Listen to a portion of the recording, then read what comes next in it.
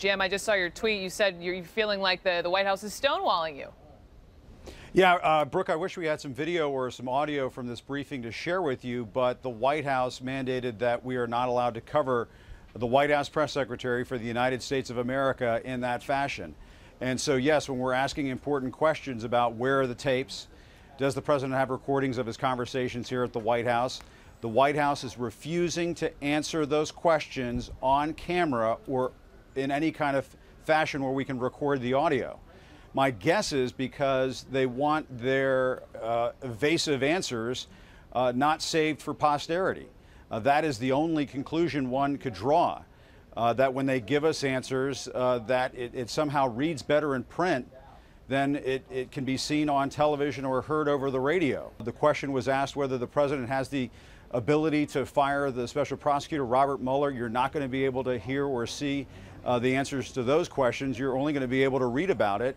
And I guess people can say, well, there goes the media again. They're acting like crybabies because they can't cover things the way that they want. But, you know, maybe I'm old-fashioned, Brooke, but I think that the White House for the United States of America should have these questions answered on camera so we can see what they're saying.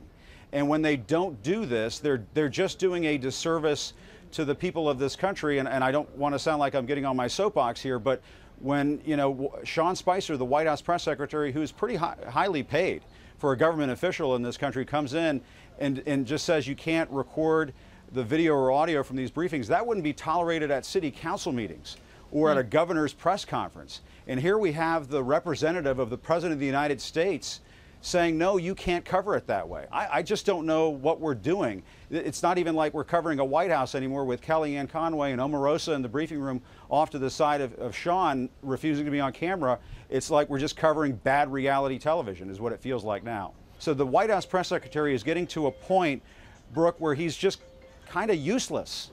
You know, if he can't come out and answer the questions and they're just not going to do this on camera or audio, why are we even having these briefings or these gaggles in the first place? Is he not having conversations with the president about simple questions like climate change? Do you think he just simply doesn't know? Why isn't he having those conversations with the president? It's a really good question, Brooke, and it's a question that I would ask, but unfortunately at this White House, we wouldn't have the video or the audio to show you the answer to that question because of the stonewalling that we're getting over here at the White House. That's the White House behind me, the White House. And it's bizarre. I don't know what world we're living in right now, Brooke, where we're standing at the White House and they bring us into the briefing room here at the White House and they won't answer these questions on camera or let us record the audio. I don't know why everybody is going along with this. It just doesn't make any sense to me. And it just feels like we're sort of slowly but surely being dragged into what is a new normal in this country where the President of the United States is allowed to insulate himself from answering hard questions.